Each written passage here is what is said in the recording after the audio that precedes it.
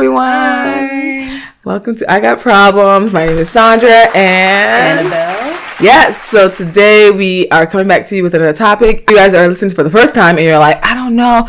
Obviously, we have multiple episodes where it's like, it's just wide range. It's all problematic topics, so you're not going to be like, oh, it's not related. So I'm sure you've probably had a problem with one of these things. Absolutely. You just cannot tell me you haven't. It's general problems. We just talk about them. Yeah, major social issues. Exactly. So we also try to relate it as much as possible to current events as well. So, there's always something for us to talk about and for you to also relate to. Yep. So, and I think we talked about the Tory and the Meghan issue recently, which is also still an issue because now apparently Tory might go to jail. Charged, so I'm happy and I don't want to talk about it. And he was talking so much shit when made a whole album based on a black woman's misery, and you had all talking shit. You had all his supporters talking about Tory didn't do it. How you gonna tell me he did it? How you know he did it? How you know somebody else didn't have no gun in the car? Well, somebody's getting charged. Like, come exactly. On, like, how can you speculate based on somebody else? If you're Facebook lawyers, yep, like they were there, like they were in the car, like Tory. Let's say he didn't shoot her. We don't know who shot her. Somebody shot her because apparently gunshot wounds were registered in the hospital. So if you were there, maybe you can tell me what happened because apparently you know better if you're all against Meghan's whatever. But I know that if any woman or especially a black woman comes up to me and tells me something bad happened to her, the next thing I'm not going to do is say, well, let me hear and let me hear about the other side. Like, no, it's a traumatic event. Somebody got shot. Like, the next thing you don't need to be asking is, but let me hear Tory's side. Like, really? Is that really? Yeah. I mean, really, I just, if anything, we don't get a lot of black women who lie about issues. We don't even get a lot of black women who come out and report issues than white women who do. They're, least likely to be Exactly. And the fact that this whole thing happening and she's not being believed, it's just a whole, like, obviously this is why women don't. And it's unfortunate because black women underreport DV issues. Yep. So for her to be bold enough to come out about it and still protect them and people still be looked at, and she was putting out her medical records, everything, and people were still she like went above and beyond. She really did. Just to prove something to people who don't even matter. Yeah. And then you still have people talking about, but it was on the right foot, not the left, but it was up, not down, but she was on the ground. I'm like, but you were there? If she hit by a bullet, she wouldn't be able to walk or dance in the concert. Oh, so you've been shot before. You know what it feels like. Oh, okay, tell me more. Like, I don't understand. But we talk about stuff like that. So if you want to discuss that episode with us or join us and see, and all our episodes are 30-minute long. So it's not like something where you're going to be like, damn, it's not over. Just talking the whole time. First of all, Annabelle talks. Annabelle talks the most. She's the one who does the most talking. The most. Anyway. I don't know what she's even talking about because I'm a factual person because all I do is read the facts. So I don't know what Annabelle's talking about right now, but like, she's on some shit. This every episode. I don't know. Because you want to point fingers, so like I can't relate to this attack. I came for you last time, so you come for me now. Exactly. I don't need this attack. I don't need this. Moving on. My man got 2 jobs, so I don't need this. Everybody hates herself. I don't need this. But anyway, guys, this topic today, Annabelle chose this topic, and I would like her to touch on it and give us a little excerpt of what she got a problem with today. So go ahead. May I speak now? Yes, girl. Can I speak now? Okay, like you haven't been talking. I don't need this. All right. Wow. All right. So basically, the topic of discussion today is everybody wants to be black until it's time to be black. Oh my goodness. Essentially, they want our rhythm, but not our blues. It's basically about the thievery of the black woman's image, the taking of our characteristics, mannerisms, speech, and physicality as well. So we are the most imitated yet disrespected. And we're also copied for our voluptuous features, especially when it comes to white women's surgical enhancements, especially from that family that shall not be named because I don't want to give them any clout. All right. We've had people in the media such as Bad Baby. I thought it was Bobby. I don't know. The Cash Me Outside girl, her. Cash Me Outside, how about that? Whoa, Vicky. Not a lot of people know about her, but she's basically a wannabe Bad Baby, I guess you could say. And Nikita Dragon, the trans makeup artist. I thought it was Nikita Dragoon. Like I said, I really don't know because I really don't pay attention to these people's lives, so I don't pay attention to like the pronunciation of their names because she's out here tweeting this week, what race should I be today? I was about to say that because that was the tweet that I saw and I was like, girl, you or guy, whatever. Look, we're not trying to offend our audience. I don't want to offend anybody, but I really don't know what she's identifying as. Is she? Obviously, she's a woman. She identifies as female. even though she was born male. Is she still male physically? No. So she's changed altogether. As far as I know. Oh, okay. Problem for today. Okay. So, as our producer's trying to get us back on track. Also, my third point too is blackfishing. So, I don't know if you guys remember back in 2018, there was a huge YouTuber expose. 2019 too. I guess so. I mean, it's still ongoing. So, now forgive me. Like I said, I really don't know how to pronounce these people's names, but I'm going to try my best. Aga Brazotowska and Emma Hallberg.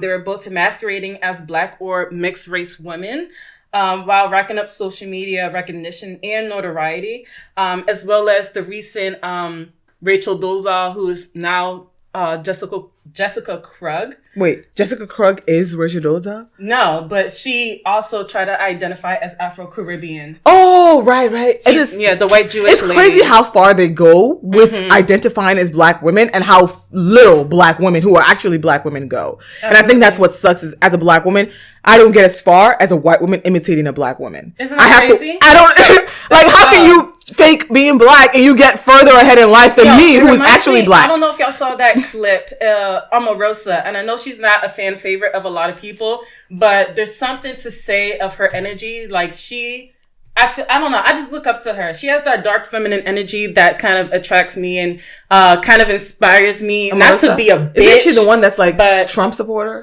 No longer because she got fired. But anywho, she went on this show and was like, essentially, it was a talk show with the white lady. She was like, you don't have to do anything but be mediocre. However, I have to work twice as hard to get, half the recognition. And I feel like white women get offended when we call them mediocre in that sense. But just to make it clear, like, we're not saying white women are like, oh, you're so basic. We're saying that the bare minimum that you have to do is like 10 times what we have to do to reach the same level. Absolutely. You could do the bare minimum. You could show up to work, do your job, and get promoted. As a Black woman, I'll show up to work, do my job, and they'll still look at me like I have an attitude. Right. They will still look at me like I have a problem with being there. I was at work one time, and literally I got called to the side because they said I wasn't smiling enough. Are you kidding me? I worked in an office. I hope you quit this job. I quit. Yeah. Good. I worked in an office where there was no customer service. We worked and we stared at a computer. So I was kind of shocked at the fact that you came at me telling me what am I supposed to smile at? The computer screen? Are you kidding me? Like, I was sitting here like, but I don't know what you. Who was it that told you this? Like, I know the white lady who was in charge, and I'm sitting here like, I don't get what you're trying to say right now because I'm staring at the computer screen. I am focused on my job. I'm not smiling, teeth open at a computer screen. So what do you want me to do? So the fact that she found a problem in my persona of just being alive and sitting by my desk. Are you here to do your work, get money, and go home? Like, just run as long as you're not causing any issues or anything, and that should be find a problem with that. But good enough. A white woman who just focuses, stares hard at the screen. But I'm sure your coworkers didn't get the same. They didn't get the same complaint because they were just doing their job, doing what we all were doing. Yeah. But because they were doing what they were doing in their skin color, it was okay. Of course. But for me, it was a problem. So that's all we're saying is like Black women and white women, even though we're all women, we don't get the same treatment, and that's the problem because of our skin color. And we shouldn't have to deal with that. We shouldn't have to survive based on our skin color while you just thrive based on yours. Like, it's kind of frustrating. It's a whole stressor. It actually reduces our lifespan by a lot. Oh yeah, absolutely. It adds to the stress. It adds to terrible and struggle. Health. It affects our health. Exactly. And living long. We all want to live long, but how can I live long when I have to worry about somebody else viewing me? Like, there are things where some white women and races never have to think about. It's not even part of their thought process. Oh yeah. But as a Black woman, you have to worry about it. Literally, I go out in public, people are snatching their purse up, clutching it close to them, and it's really unfortunate. And I'll be doing the same thing too. Like, I'm petty as a mug. I'll be doing the same thing too, because like, you can steal from me. I don't know you. But anyway, we're going to move on, because that's just a petty Scorpio on me. Hashtag Scorpio season out. Oh my gosh. I'm going to be talking about it like... Yes. Until it's over. Maybe. I might be talking about after that too. But October 31st is over. Don't worry about it. So as I was saying, Jessica Krug, she was an associate professor at George Washington University. Now, that's my alma mater. Being said, is it really? Yeah, that's my grad school. I'm so bad. I'm sorry. Yeah, that's right. She is bad. Mm-hmm. Yeah, I went to George Washington University, and she doesn't even know that. Anywho, you want a birthday gift? Wow, wow. What's my middle name? We're gonna cut this out. Like, we been doing too much. You need to stop interrupting me. Anyway, she has written extensively about Africa, Latin America, and the diaspora and identity as well. And she did all of this, like I said before, while claiming to be Afro-Latina, Afro-Caribbean, blah, blah, blah. And she just recently published an article on medium.com that revealed that she was right. So she did it on her own volition. She didn't get exposed like Rachel Dolezal. So is there something to say for that? I don't know. Because she was about to be exposed, I believe. Okay, well, I guess, I'm pretty sure. Yeah. It's always that. Because if she's making money and all this clout from it, yeah. What would make you go out and be like, let me expose myself? Really makes you wonder, like, would she have gotten as far as she did if she were...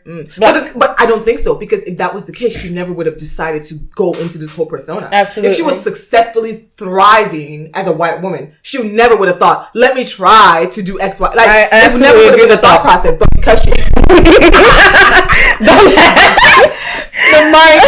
But because she didn't think that was gonna be a possibility, she was like, let me try this instead. And it worked for her. Yeah. Like, she saw somebody else be successful with this, so she was like, let me try this too.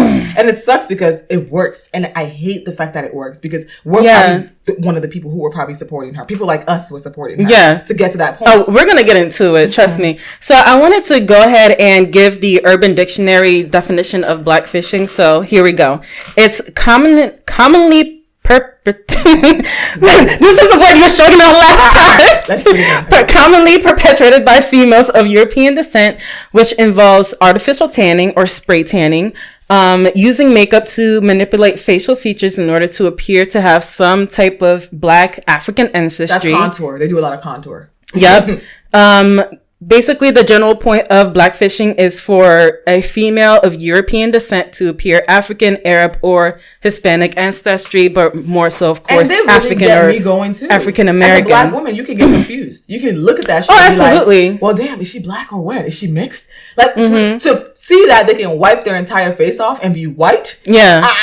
And that goes into something I was talking about the last couple episodes about considering biracials to be black, because like I said before, that contributes to our erasure. And I don't think subscribing to Jim Crow definitions of what is black is helping us out as a black community, because Jessica Craig is white as these walls. I don't know if you're able to see him, but for some reason she was considered black just by saying, "Oh, I'm black." You know what I mean? She might have just gotten a little suntan. Yeah, if she got a little bit of black in her, like you said, they'll probably be like, "Okay, well, she's black because she's mixed with something, so she must be black, and we're gonna take her word for it." Yeah. So I don't know. I'm just really against calling people like that who have two or more races in them strictly black, because I'm sorry, it's not the case. You have two or more races in you. I mean, and it is what it is. It's okay, but just like we need to really start defining the lines between what's black and what's not.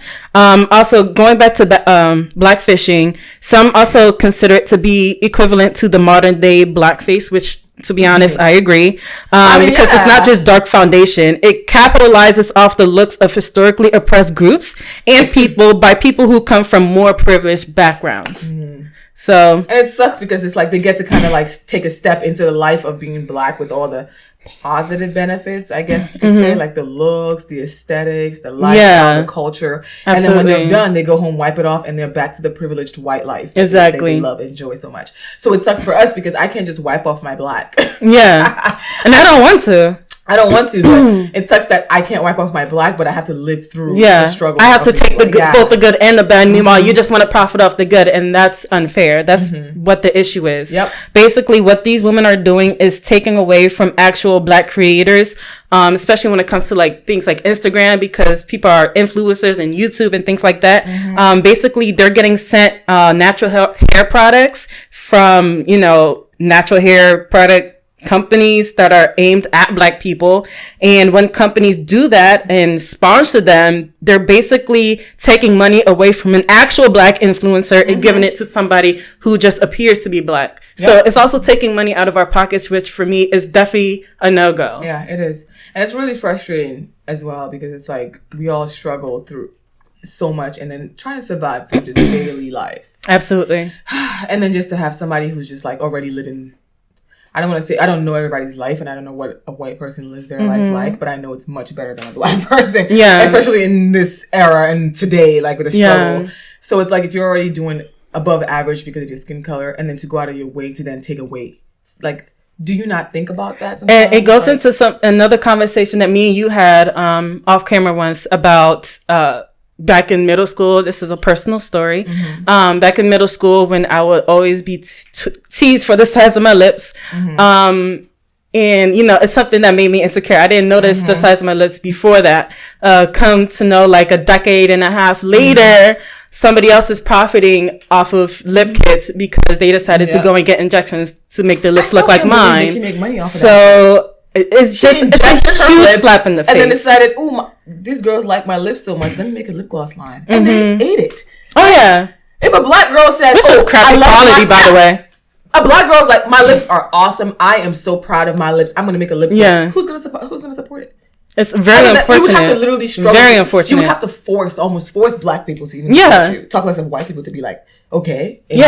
But a white girl says, I'm going to go get, or a non-black girl says, I'm going to go get my lips injected or done. Good for you. Fillers, whatever you want to do, whatever makes you happy, cool. But then the line you cross is now making money off of something that's obviously not a natural aesthetic for your race. Exactly. So it becomes like, oh, okay. And the rest of us who have you're doing it knowingly. It's not like, oh, I didn't know. You know what I mean? The rest of us who live naturally have been teased, and some of us traumatized and insecure about it. I mean, not now, because I love my lips. Don't get it twisted. At a young age, at a young, impressionable age. Yeah, it definitely did affect me. It definitely affected my self-esteem too. Exactly. So you worry about that stuff, and it's like all throughout at such a young age when you should have been building confidence, you're being broken down for something you couldn't change. Meanwhile, somebody else goes ahead and changes themselves to look like you, but they get praise and you get put down. Like that's why a lot of black women get angry. That's why we argue. That's why we are defensive. We don't wake up one day and decide, I'm going to fight, I'm going to argue with you because you did something. No, it's because I had this before you, and I was made to feel like shit because of something I had. So for you to go out and do it and then make you feel like a queen of Sheba on top of a throne and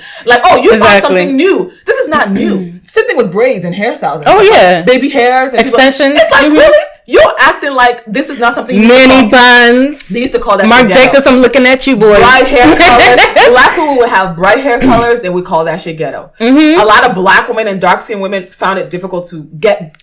Or even wearing red lipstick. Yep, red lipstick. And any color that was bright on our skin would make us feel like we were beneath you because we felt like you made us think we were ghetto or ratchet or whatever the negative connotation was. Absolutely. It was always labeled with black women. But then white women, Asian women, any other race would do it, and it would be like, cool, new, oh, it accentuates something. And all of a sudden, black women better be worried because these bunnies are going to be stealing up black men. And to be honest, not to call out the black men who say these things, but those black men are the weakest link of the black community. Not all black men. Really I want to be clear because there are black men who are like on top of their game and try to prove them wrong. But the black men who are like, oh, y'all be careful. This white girl's getting their butts done. They're gonna come for you. Because they see them in a video twerking, or because they have a fat butt. A white girl can twerk and shake her ass a little bit. All of a sudden, now a black woman got shaking. I'm shaking in my boots. Like, really? Really? That's what you think? A snow bunny can come and see? If a snow bunny can literally walk in and carry on a black woman's persona from her personality to her race to her gender to everything else, and it's that easy, then what do you even take us for? You know what's the worst thing about that is that you realize that the only desire that men have for us as black women is strictly based on our sexuality, based on our body parts, you know, that... The ass, the titties. They can find that in a different race. What you're able to do with them. If it's in a different race, it's even better. It's like, it's in a Hispanic race? It's in a because white now race? You've elevated yourself to another community, it's like, so you're better. They were settling for the black woman with those aesthetics. Now I can transplant this aesthetics into a non-black woman, even better. Like, that's why you see all these celebrities marry white, because when they get out there, they think white is he get on, he gonna leave your ass full of white girl. Anyway, it's funny, he's the same man who's saying that irony. That's always been the funniest thing to me. Every time I hear that song and I see his life now, I'm like, Kanye. This is the life you chose. You sang your future. You really did. Your future. But I mean, hey, if he's happy, then go ahead, man. I ain't got no. That whole situation is funny, but I'm gonna save that conversation for another day. Let me ask first. I'm gonna don't worry about it. I'm gonna shorten it, make it short and sweet. All right. One question. He said. Okay. Ask all 3 questions. I'm gonna get it together. Don't worry. Okay. All right. So we know the mocking of the black image is rooted in the racist portrayal of black people, from blackface to minstrel shows to the animalistic treatment of Sarah Bartman. And if you guys don't know who that is, just a quick recap: she was a woman who was stolen from Africa, just like most people. But of course, she had very voluptuous features that they were not used to seeing. Butt. It was so crazy. All of that. Okay. Let me stop. With the big buttocks. Oh no. Yeah. Crazy. And I guess they saw her as some kind of creature from out of this world. So like, oh, let's put her in some kind of zoo or something. Right? It was like a museum. Yeah. They took her vagina after she passed away and displayed it in a museum in Europe. So yeah, that's that. Basically, so now that we have blackfishing, where mainly women of no color like to imitate our skin tones, looks, and mannerisms to appeal to the masses. With that said, should we as black women be satisfied that our portrayal is being mimicked, or should they be checked out for their mental illness and seek professional help? After all, they say that imitation is the highest form of flattery. I just saw that on social media, and somebody had said that these women are taking what we've created, but then again, should we be happy that they're imitating us? And I think I read the comments, and everybody, it was half and half. People were like, no, because we were chastised for these things. Absolutely. It's like being nailed on the cross for something, and then somebody else just wakes up one day and decides, this is cool. And everybody's like, I'm the new Jesus. Yep. Basically. What? And it's like, the real Jesus is like on the cross, like, damn, y'all forgot about me? Like, like, and it's even with the TikTok, all the way to TikTok dances. Oh yeah, you got the renegade. Yep, you got the black girls create the dances, and the white girls somehow transplant the dance to an easier form. Other white girls learn it, and all of a sudden, that white girl's now on Ellen, and the black girls are sitting in the back, like, but did we not come up with this dance? Actually, no, the black girl did end up going on Ellen after we all put her on social media. Exactly, and the fact that we had to do that, like, that shouldn't have been the case. Yell like they made it. These girls made it, not them. It sucks because the white girl who got famous for it didn't even call out the black girl. Right, she was teaching some NBA team, I think it was. God. Yeah, the cheerleaders, the dance.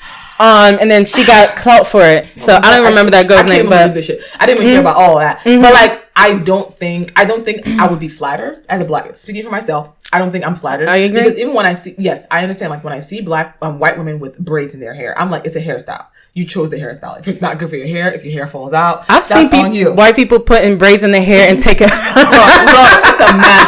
It's a mess. It's like, yo, you know. Sorry, yeah, you this know is better. not me hating on white people. Do what you want with your hair, but make sure it actually works for your hair. Locks and dreads, and then they start to pull it out, and it's like, what do you think what's going to happen? You don't have the hair roots for this. This is not your hair foundation. So why are you doing something? But like, I don't believe it's flattery because it's only flattery if we were praised for it. Yeah. And then it was like, oh, I want to copy you because I like what you did so much. Yeah. But it's no longer praise if I was chastised, treated like shit, makes me feel like what I was doing was so wrong. There are now laws just coming out in 2018, 1920, statewide, countywide, especially just in Montgomery County too this year, that says that you cannot discriminate against hiring somebody with a certain afro hairstyle, whether it's protective or not. We had an episode about that too. It just came out that's saying, are you serious? Yep. Like, and what century are we in? Early 2020, I think. I don't know if it was Cali or someone made it. California, I think, did it in like 2018. Yeah, 2018, and then somebody else made it official this year.